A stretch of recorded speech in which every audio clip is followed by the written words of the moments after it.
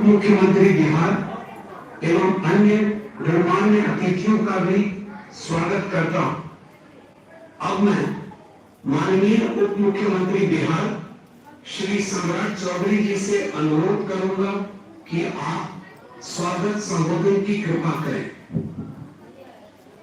आज बिहार राज्य जीविका निधि सहकारी संघ लिमिटेड के शुभारंभ कार्यक्रम में मैं सबसे पहले भारत के यशस्वी प्रधानमंत्री आदरणीय नरेंद्र मोदी जी का हार्दिक अभिनंदन एवं स्वागत करता हूँ।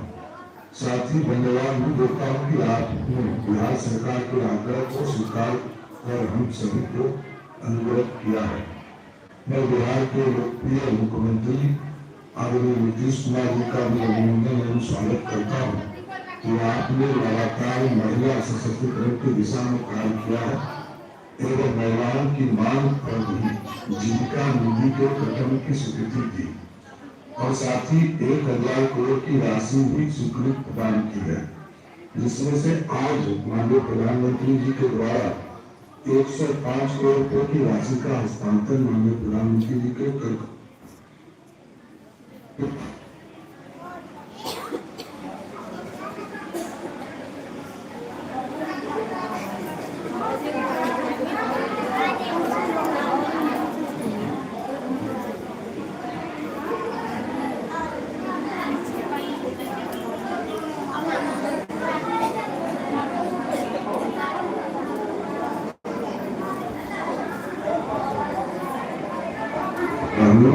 एवं जीविका दीदियों को भी नमन करता हूँ,